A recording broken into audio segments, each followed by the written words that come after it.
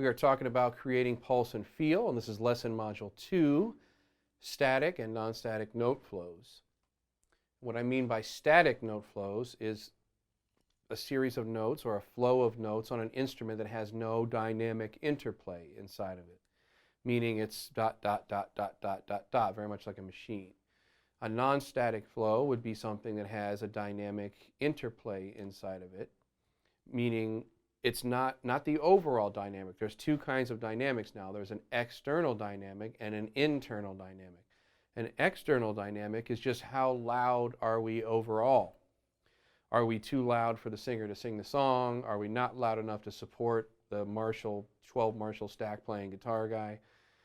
You know, we got to get our overall dynamics correct within the ensemble. But inside of our overall dynamic, we have an internal dynamic that is an interplay of loud, soft, and medium notes inside of everything that we do. They drastically affect how what we are playing feels, and it also affects the pulse of what we're playing too. If it's a very inconsistent, if it's a consistent way, sometimes it'll help establish the pulse, but we'll get to that.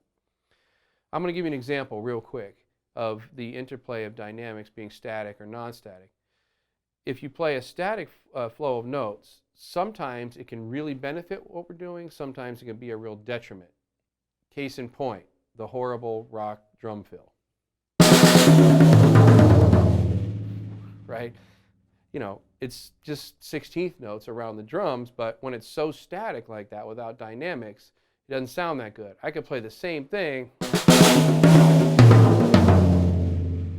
and add a dynamic interplay inside of it, something that's loud and something that's soft, and all of a sudden it becomes more interesting and it sounds like something.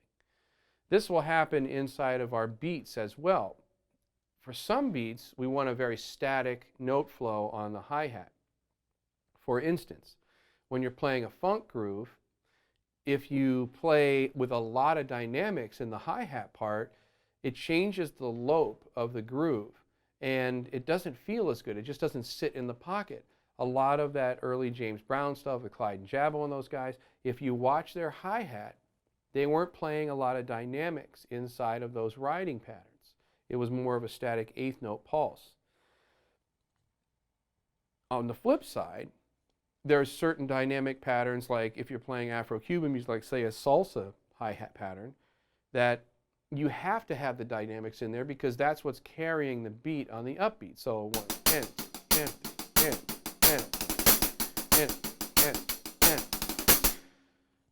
that the dynamics are really the only thing much happening in that pattern. It's just 16th notes. If not, it would just be like this.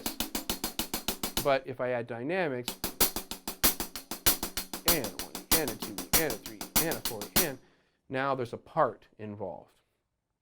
Let me give you an example of how a groove can change by adding the dynamics or making it static. I'll just play a quick little demonstration here with just a regular rock beat. 1, 2, 3, 4. 1 and 2, 3 and 4. 1 and 2, 3 and 4. Now here's a static eighth note pulse.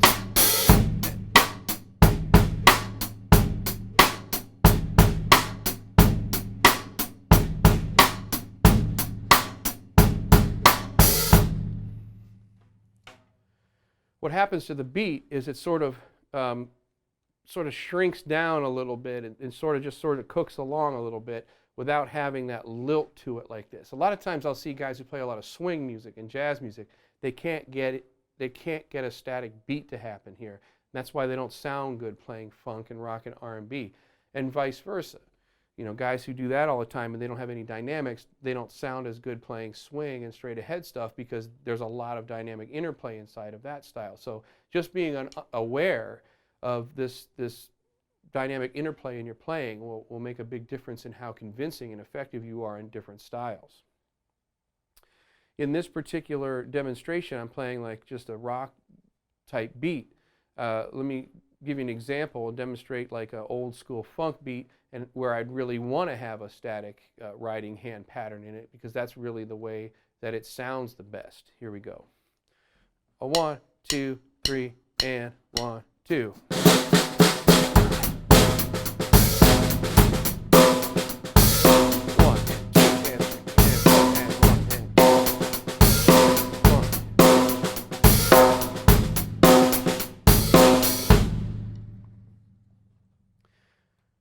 the trick to this is that inside of a beat like that, I'm playing a pretty consistent dynamic in the bass drum, a very static flow of notes with the riding hand.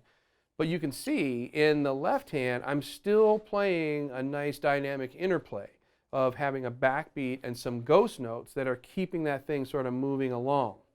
So if you're into like David Garibaldi's playing with Tower of Power or somebody like that, what you're seeing there is a guy who has a great combination of these things happening at the same time, where you can hear a static 8 riding pattern going by, and then you can also hear at times this really heavy dynamic interplay between the ghost notes and the cross or the backbeats.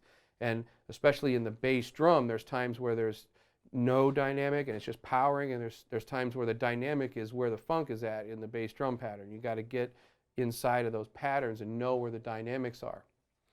The key to the whole thing is that there are dynamics. And you know, Peter Erskine used to say, "What do you mean dynamics? I'm playing as loud as I can." You know, it was a funny line, but it's truth. Like, I see guys just, the only thing they do is play loud. They never play soft. And I have been in so many situations where I needed to play really, really soft. And it's really important to develop the ability to have a dynamic interplay inside of everything we do. So even if I'm playing really soft, like a 1, 2, 1, 2, 3, 4.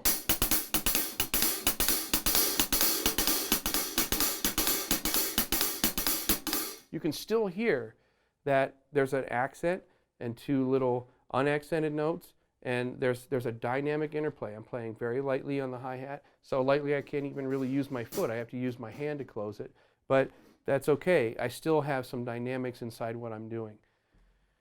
Practice thinking about what needs to be accented and what needs to be unaccented. Also, one of the things that I practiced this with was listening to horn solos in jazz and straight ahead records for phrases, dynamic phrases.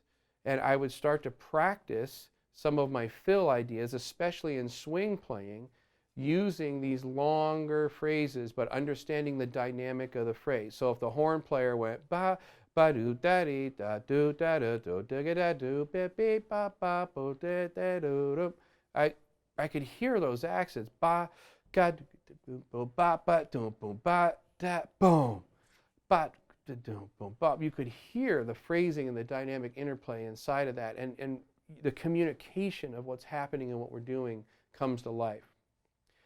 You need to practice the ability to play static writing patterns. You need to understand and practice the ability of using dynamic interplay in everything that you do. Looking at what you're playing and understanding what notes are going to be big and what notes are going to be loud. Let's talk really quick before I perform and show you that about an exercise for working on at least getting a solid, strong dynamic out of each limb with your hands. This is an exercise that I played just on the snare drum. I got it when I was in drum corps when I was a kid. And it's basically this: downbeat and downbeat and downbeat and downbeat and then the next downbeat is light, and then we switch it to the upbeat accent. 1 and 2 and 3 and 4 and 2 accents in a row into the third bar. Now we're back on the downbeat again. 3 and 4, 3 and 2 and 3 and 4 and then all accented static flow in the right hand, the first hand, through the fourth bar. 4 and 2 and 3 and 4 and. So a little quicker. 1 and 2 and 3 and 4 and 1 and 2 and 3 and 4 and 1 and 2 and 3 and 4 and static. 1 and 2 and 3 and 4 and 1 and 2 and 3 and 4 and 1 and 2 and 3 and 4 and static. Next hand. And then you just speed that up and it would go quicker. 1 and 2 and 3 and 4 and 1 and 2 and 3 and 4 and 1 and 2 and 3 and 4 and static.